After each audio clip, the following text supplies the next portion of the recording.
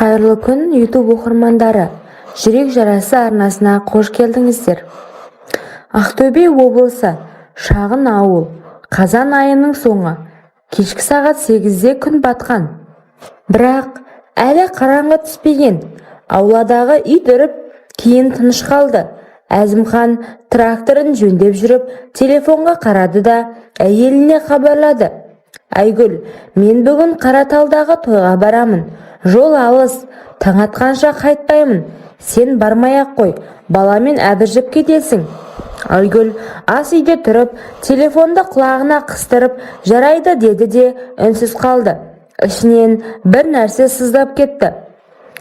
Соңғы бір жылда Әзімхан той-томалаққа жиі баратын болған. Ал үйде қалғанда да телефонға үңіліп сөйлескісі келмейтін. Айгүл 32-де, әлі жас, бірақ соңғы кезде өзін қарт әйел сияқты сезінетін. Терезеден сыртқа қарады. Ауладағы қарағайдың астындағы орындықта қайнысы Ерлан отыр.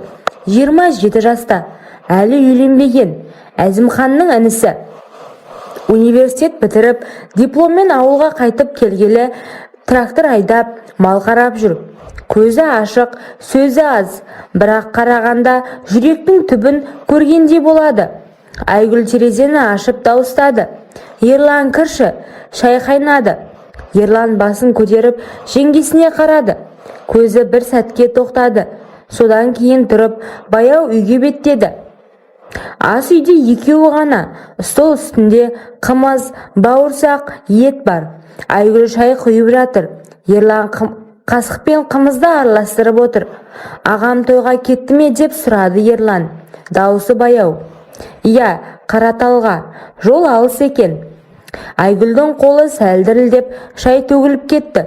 Ол тез сүртті. Жалғыздықтан ішім күйетін болды ғой деп әзілдеп күлді кенет. Өзі де күтпеген сөз шығып кетті. Ерланның қасығы тоқтады. Көзін көтеріп жеңгесіне қарады. 1-2 секунд. Айгүлдің беті қызарып кетті. Ол тез орнынан тұрып, ыдыс жууға кірісті. Ерлан ештеңе демеді, бірақ ішінен сол сөзді қайталап жатты. Ішім күйетін болды ғой. Бұл сөздің астарын түсінген қайнысы мырс етті. Түнгі 11 шамасы. Айгүл жатын бөлмедегі шамды өшіріп жатып қалды. Телефонға қарады. Әзімханнан хабар жоқ. Көңілі босады. Дәлізде жеңіл қадам естілді. Ерланның бөлмесінің есігі әдетте қатты жабылады.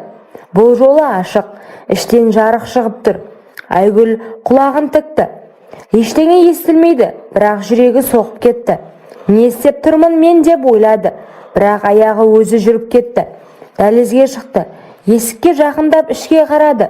Ерлан ештеңесіз жатыр. Жамылғы беліне дейін ғана. Көзі жабық, бірақ тынысы терең емес. Ол ұйықтап жатқан жоқ. Айгүл тұрып қалды. Дене ыстық болып кетті. Қолын есіктің тұтқасына қойып, бір қадам артқа шегінді. Бірақ екінші қадам жасай алмады. Ерлан көзін ашпады, бірақ ернінде жеңіл күлкі пайда болды. Айгүл есікті сәл итеріп ішке кірді. Есікті жаппады. Ерланға жақындап, Ерланның қолы баяу созылып, жеңгесіне оралды. Сөз жоқ. Айгүлдің тізесі бүгілді.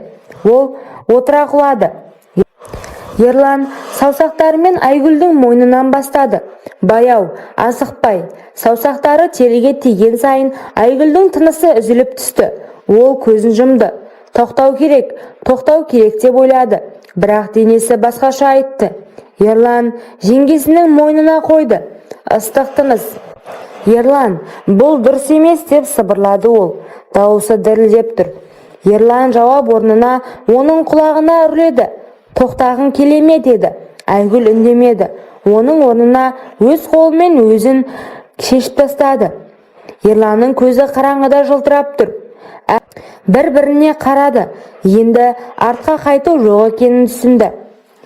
Олардың ырғағы біртіндеп күшейді. Баяу, терең, содан соң қаттырақ болды. Бірінші рет аяқталған соң екеуі шаршап жатты, бірақ ешқайсысы ұйықтағысы келмеді. Айгүл Ерланның кеудесіне басын қойып тыныс алды. Біз не істедік деп сұрады ол. Ерлан жауап орнына оның шашынан сипады. Не істегіміз келеді, соны істедік. Тағы бір сәттен соң Ерлан қайта бастады. Бұл жолы Айгүл болды. Айгүлдің дауыстары шыға бастады. Терезеден түскен ай жарығы екеуінің күміс түске бояды. Үшінші рет, төртінші рет екеуі де шаршады, бірақ тоқтағысы келмеді. Таңғы 5-те екеуі бір-біріне оралып жатты. Енді не болады деп Айгүлдің көзінен жас шықты. Ерлан үндемеді, тек оны қаттырақ құшақтады. Таңғы 7, Әзімхан әлі жоқ. Айгүл тұрып дәлізге шықты. Ерланның бөлмесінің есігі қайтадан жабық. Ішіндегі жарық сөнген. Айгүл ас үйге кіріп, шайнекті қойып, қолы дірілдеп тұр. Телефонға қарады. Әзімханнан хабарлама. Таңертеңгілік асы уақытында келемін. Қымыз бар ма? Айгүл жауап жазбады. Көзіне жас келді. Ерлан дәлізден шықты. Киім киген, шашы таралған, ештеңе болмағандай. Шай ішесің бе деп сұрады. Айгүл дауысы қатты шықты. Ішем деді Ерлан, бірақ көзін Айгүлге қадамады. Күндіз Әзімхан келді. Тойдан шаршап, бірақ көңілді. Кеше жақсы өтті деп әңгіме айтты. Айгүл күліп басын изеді, бірақ іші күйіп тұр. Ерлан аулада трактор жөндеді. Кейде жеңгесіне қарап қояды. Айгүл де оған қарап, көздері түйіседі. Кешке қарай Әзімхан ұйықтап қалды. Айгүл ас үйде ыдыс жуып тұр. Ерлан кіріп келді, бірақ есікті жаппады. Тағы жалғыз қалдың ба деп сұрады ол баяу. Айгүл қолындағы ыдысты қойды, артына бұрылмады. Иә, тағы жалғыз қалдым. Ерлан жақындады. Айгүл қарсылық көрсетпей тек көзін жұмды. Олардың арасындағы құпия сол түні басталды. Ауыл өміріндегідей тыныш, бірақ терең. Тоқтату мүмкін емес. Өйткені жалғыздықтың иісі екеуінде баурап алған еді. Көктем келді. Қар еріп, ауыл жанданды. Әзімхан жұмыстың бабымен жүріп, үйде аз болатын. Айгүл мен Ерлан кездесуді жалғастырды. Қорада, түнде, кейде мал қарағанда алыс жерде. Бірақ көрші әйелдердің сөзі күшейді. Айгүл соңғы кезде беті нұрлы. Ерланмен көп сөйлеседі ғой. Айгүл қорықты, бірақ тоқтай алмады. Жалғыздықтан қашу үшін Ерлан жалғыз жолы болып қалған. Бір күні Әзімхан үйге ерте келді. Телефондағы хабарламасын Айгүл көріп қойды. Бір әйелдің атынан келген. Іші күйді. Сол үшін тойға жалғыз барады ма деді. Әзімхан, сен неге соңғы кезде өзгеріп кеттің? Бетің жылып тұр деді күдікпен. Айгүл, ештеңе жоқ, көктем ғой деп жалтақты. Бірақ түнде Әзімхан ұйықтамады. Телефонды қарап, бір хабарламаны оқыды да беті қарайып кетті. Айгүл ұйықтап жатқандай көрінді. Бірақ жүрегі соғып тұрды. Ерланға айтты, аған күдіктеніп жатыр, сақ болайық. Тоқтамаймыз, мен сені тастамаймын, деді Ерлан. Бір түні боран қайта басталды. Әзімхан үйде жоқ. Айгүл Ерланды шақырды. Олар ұзақ болды. Боран үні басып тұрғандықтан қорқпады. Таң атқанда Әзімхан ерте келді. Есік алдында Ерланның ізі бар екен. Қарға басылған аяқ ізі. Әзімхан көрді, бірақ үндемеді. Көзі қатты болды. Келесі күні Әзімхан аулада Ерланды шақырды.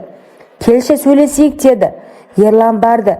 Әзімхан, сен менің әйеліммен не істеп жүрсің деп тікелей сұрады. Ерлан үндемей беті қызарды.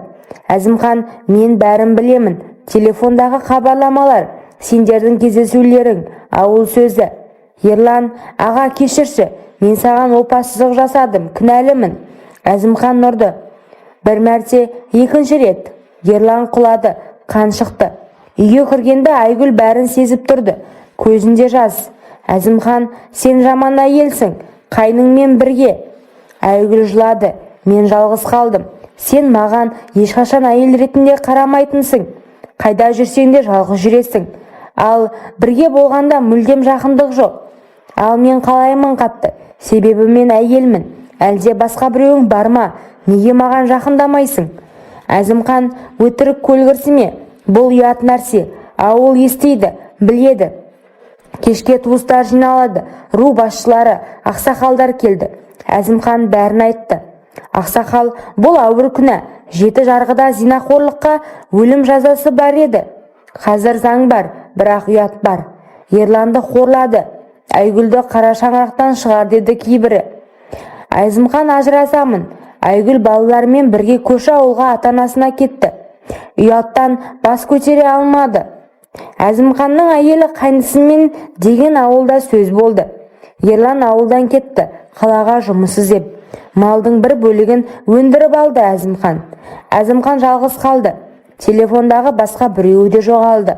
Ол да ойдан шыққан күдік еді. Айгүл балаларды өзі бақты. Ерлан қалада тұрып, бірақ хабарласты, кешірім сұрады.